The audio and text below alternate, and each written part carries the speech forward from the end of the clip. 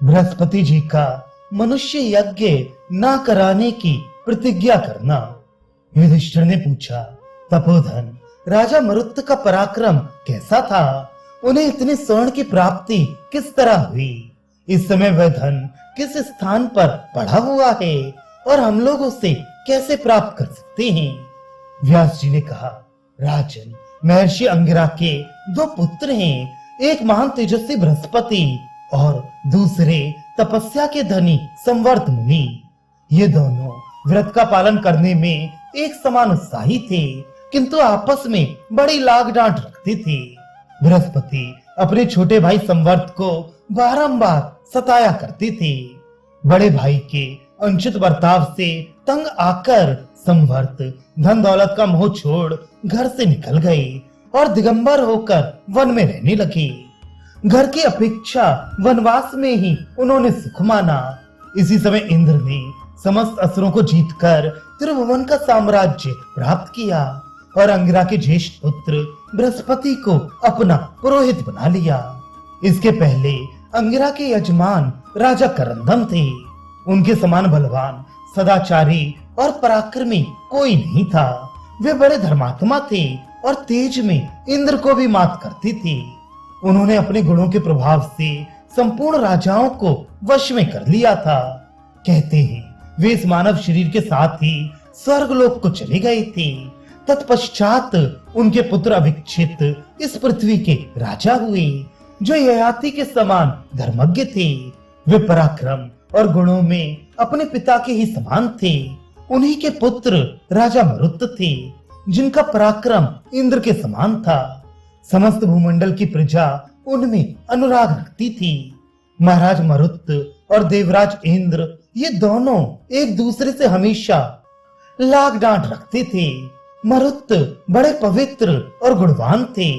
इंद्र प्रत्येक बात में उनसे बढ़ने का प्रयत्न करते थे, किंतु कभी भी उन्हें सफलता न मिली। जब किसी तरह वे बढ़ न सके तो बृहस्पति को बुलाकर देवताओं के सामने उनसे इस प्रकार कहने लगे, बृहस्पति जी, यदि आप मेरा प्रिय करना चाहते हैं तो राजा मरुत का यज्ञ अथवा श्राद्ध न कराइएगा। एकमात्र मैं ही तीनों लोकों का स्वामी और देवताओं का इंद्र हूँ। मरुत तो केवल पृथ्वी के राजा हैं। आपका कल्याण हो। आप मरुत को त्याग कर मुझे अपना यजमान बनाइए या मुझे छोड़कर राजा मरुत को। इंद्र के इस प्रकार कहने पर बृहस्पति ने थोड़ी देर सोचकर उत्तर दिया, देवराज, तुम संपूर्ण जीवों के स्वामी हो। तुम्हारे ही आधार पर समस्त लोक टिके हुए हैं। तुमने नमूची, विश्वरूप और बल नामक दैत्य का संहार किया है। तुम देवताओं में अद्वितीय वीर हो और तुमने सर्वोत्तम संपत्ति पर अधिकार प्राप्त किया है। पृथ्वी और स्वर्ग का तुम ही सदा पालन करते हो। तुम्हारा पुरोहित होकर मैं मरण धर्मा मरुत का यज्ञ कैसे करा सकता हूँ? तुम धैर्य रखो। मैं किसी मनुष्य के यज्ञ में कभी भी सुरवा ग्रहण नहीं करूंगा। आग चाहे ठंडी हो जाए, पृथ्वी उलट जाए और सूर्य देव प्रकाश करना छोड़ दें, किंतु मेरी ये सच्ची प्रतिज्ञा टल नहीं सकती। बृहस्पति की बात सुनकर इंद्र ने उनकी प्रशंसा की और अपने भवन में चले गए। राजा मरुत ने जब ये सुना कि अंगिरा के पुत्र बृहस्पति जी ने मनुष्य के यज्ञ न कराने की प्रतिज्ञा कर ली है, तो उन्होंने एक महान यज्ञ का आयोजन किया।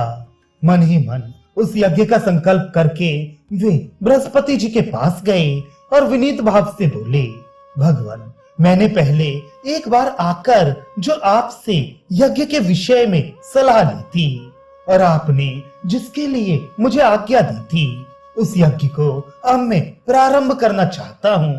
आपके कथनानुसार मैंने सब सामग्री एकत्रित कर ली है। इसके सिवा मैं आपका पुराना यजमान भी हूँ, इसलिए चलकर मेरा यज्ञ करा दीजिए।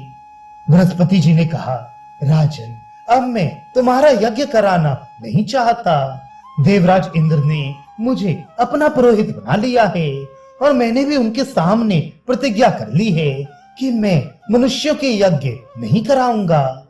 मरुत ने कहा, विप्रवर, मैं आपके पिता के समय से ही आपका यजमान हूँ तथा आपका विशेष सम्मान करता हूँ।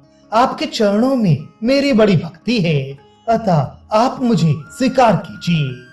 बृहस्पति जी ने कहा, मरुत जो कभी मृत्यु के वश में नहीं होते, उन देवताओं का यज्ञ कराने के बाद अब मैं मरण धर्मा मनुष्यों का यज्ञ कैसे कराऊंगा? तुम दूसरे किसी को अपना पुरोहित बना लो जो तुम्हारा यज्ञ करा दिया करेगा। आज से मैं तुम्हारे यज्ञ में हाथ नहीं डालूंगा।